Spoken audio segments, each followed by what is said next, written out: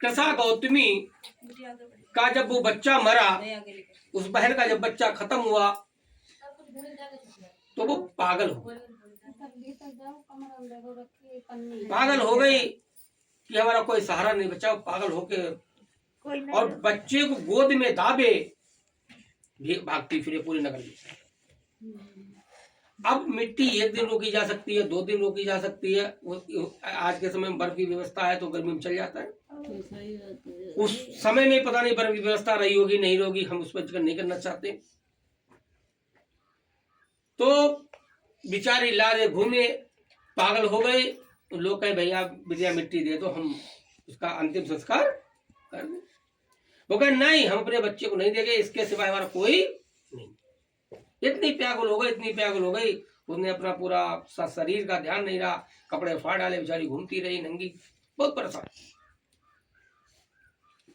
तो किसी की बात समझ में नहीं आया, इससे बच्चा कैसे ले।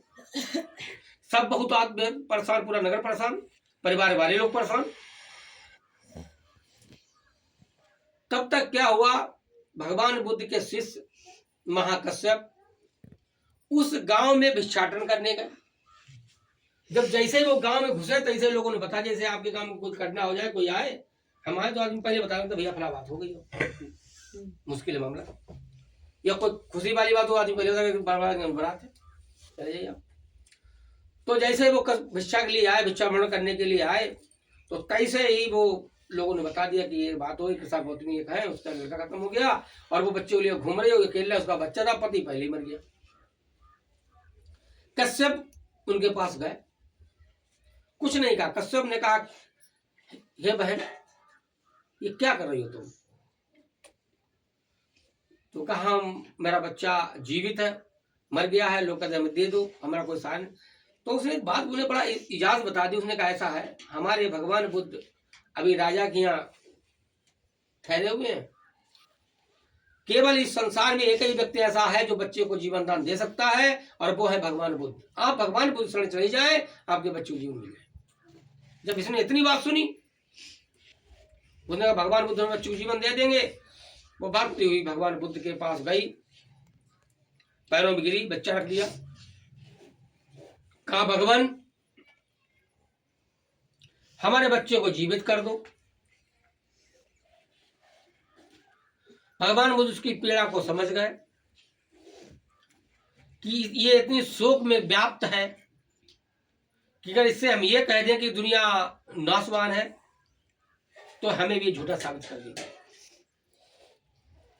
ये शोक बस कृषा गौतमी है, इसको समझाना बहुत मुश्किल है। तो उन्होंने कहा ठीक है, हम आपके बच्चे को जीवित कर देंगे, इसमें कोई बड़ी बात नहीं है। आप एक काम करिए, बच्चे को यहीं छोड़ दीजिए हमारे पास, जब तक बच्चा आप हमारे पास सुरक्षित है।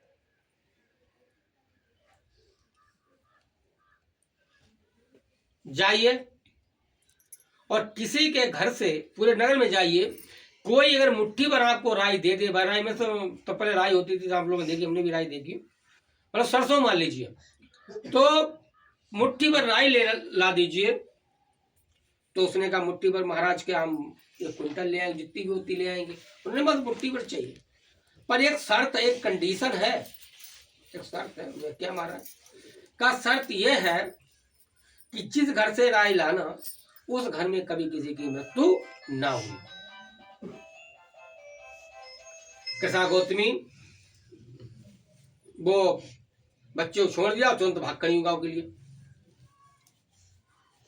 उन्हें कहा कि कोई ना कोई तो ऐसा व्यक्ति मिलेगा जिसके बारे में कोई मृत्यु ना हुई हो। कृषा गौतमी गई, पहले गेट पहुंची कि बहन जी हमें भिक्षा दे दो। उन्हें कहा भिक्षा मिलेगी, उन्हें बताओ कैसा क्या चाहिए। उन्हें बस 1 मुट्ठी राई चाहिए। उन्हें कहा 1 मुट्ठी राई क्या, हम 1 किलो राई दे देंगे, 1 पाव राई दे देंगे, जो बताओ उतनी दे देंगे। लेकर आई बाहर। उन्हें कहा नहीं बहन, एक शर्त है। क्या? क्या आपके घर में कभी कोई मिट्टी नहीं, मृत्यु तो नहीं हुई? उन्होंने कहा ऐसा हमारे पिछले साल दादा बाबा जो भी थे वो खत्म हो गए। ऐसा बोलने का तो हम नहीं ले सकते आपकी। भगवान बुद्ध ने कहा अगर जिसके घर में मिट्टी ना हो उसके घर से ले आना, मृत्यु ना हो। कृषा गौतमी पूरे दिन घूमती रही, और किसी ने मुट्ठी भर राई उसे नहीं देगी। क्योंकि संसार में ऐसा कोई व्यक्ति नहीं है जिसके घर में कभी मृत्यु नहीं। पूरे दीर्घसा गौतमी घूमती रही, थक गई, भूख प्यास तड़पती रही। उस बच्चे के मुंह में शाम हो गई। कसा गौतमी को दिमाग ठनका कि हमें लगता हम ही दुखी हैं। इसके मतलब ऐसा कोई घर ही नहीं है जो कभी कभी दुखी नहीं हुआ।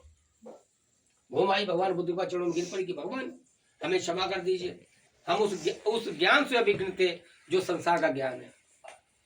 भगवान ने कहा जो संसार में नित्य है। अगर हम उस समय कहते अब आपका बच्चा नहीं बचेगा तो आप हमारी बात ही नहीं मानती। ले इसलिए बच्चे को ले जाइए, मिट्टी करिए इसकी, और यदि आपको आजीवन